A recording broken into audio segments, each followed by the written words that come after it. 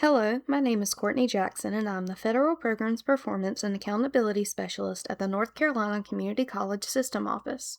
In this training, I'll walk you through the 2026-2027 LEIS form, explain who completes each section, and highlight the items that are most important for compliance and reporting. Page 1. Program staff should provide the students with a blank LEIS form. Staff should assist students with entering the relevant provider information.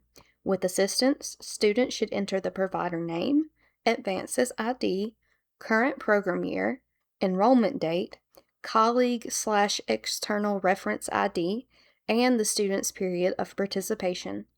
If student IDs are not yet assigned, a staff member may return and update the LEIS after the student's record has been created.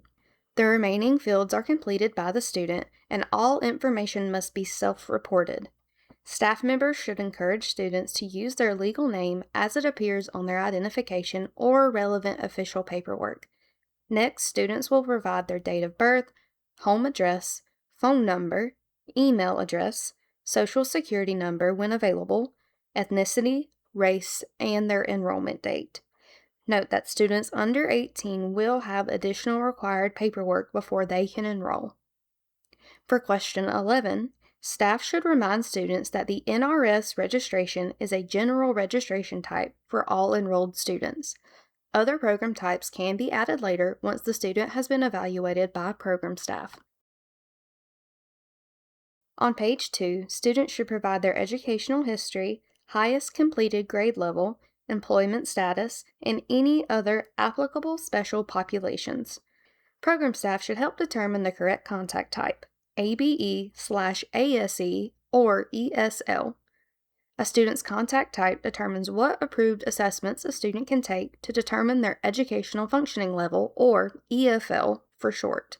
Program staff should update employment or demographic information whenever the student self-reports these changes. Page 3. Students must complete the remaining supplemental questions, including disability status and participation in other programs. Staff may explain definitions, but responses should always come from the student. At the bottom of the page, the LEIS form provides a space for a student signature. If your program requires a student signature, have the student sign and date the LEIS before moving on. Page 4. This page is maintained by program staff throughout a student's enrollment. Staff should record relevant adult high school or high school equivalency progress, update credits and testing milestones, and document all NRS assessments on this page. Additionally, providers may complete the future service date section only when a student self-requests an approved temporary absence. The request must be documented according to the directions on the LEIS form. Page 5. On the last page, students should indicate whether they receive services from other WIOA core programs. Definitions of the programs can be found on the same page. Now, let's talk about some general LEIS reminders for program staff. If the LEIS is submitted electronically by the student should encrypt the submission to protect their own information.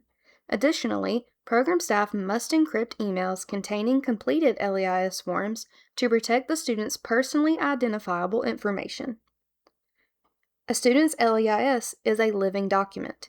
Keep the LEIS updated throughout the student's enrollment, use a different ink color for paper updates when possible, and make sure every change is also entered into advances. If a student has a new period of participation after a separation of 90 days or more, complete a new LEIS form.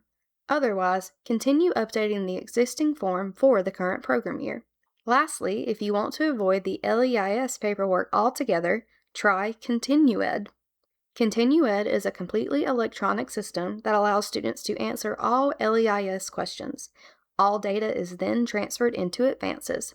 No manual data entry is needed. For more information regarding ContinuEd, please visit the Programs Performance and Accountability website linked in the description. Thank you for watching. If you have questions, please contact me at jacksonc@nccommunitycolleges.edu or visit the North Carolina Community College System Office website for additional resources.